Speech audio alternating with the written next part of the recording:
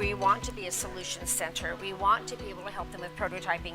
We want to be able to engage the community in a way that's not been done before.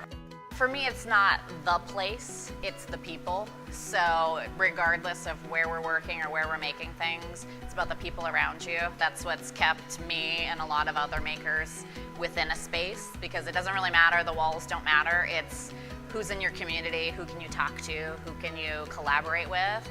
So for just being here, the possibilities have been so extraordinary when you're making a project and you have other makers that can come up and give you ideas, give you input, collaborate with you, add something that you never would have thought of before.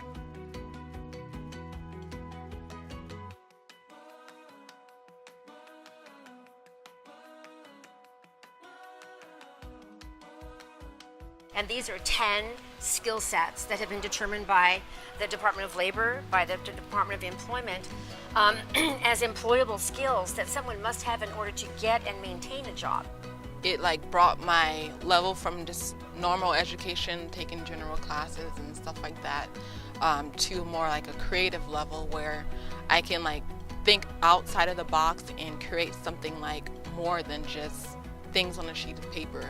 I'm able to create 3D models of stuff, and I'm able to use those things and piece them all together and create something bigger than myself, you know? The fact of really diving in, hands-on translation of what you're just learning and make something out of it just brings it to another level of learning.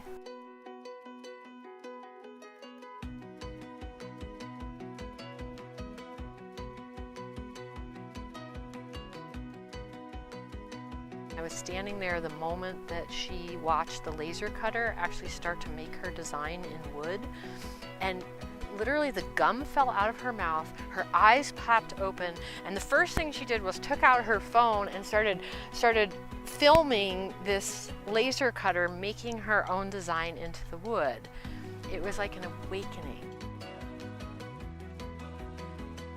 The kids, the students, the adults are all just getting back into this maker ethic of trying things out. If it doesn't work, trying something else, applying old ideas to new ideas, and making things happen. It's just amazing.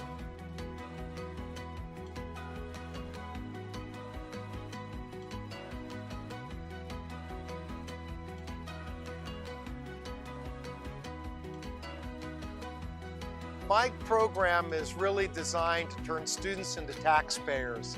When you have complex systems, it's very time-consuming to learn about them.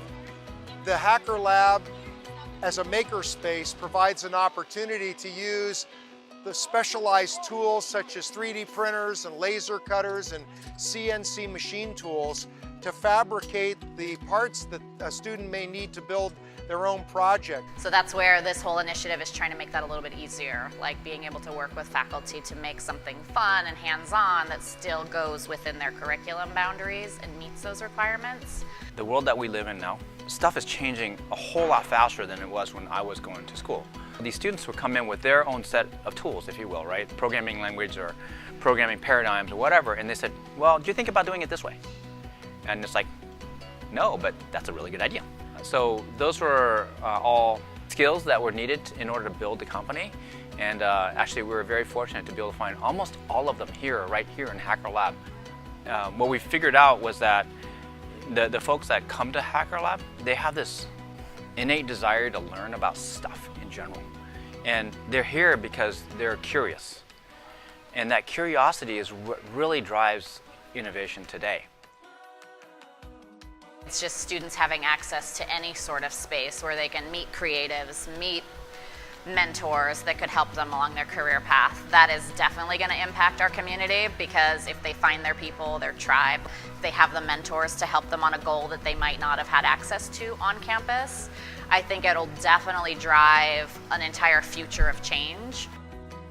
It just gave me faith that it's possible to do something that I love and be in touch with the artistic and creative dimension of life, that it doesn't have to just be a hobby, but something I can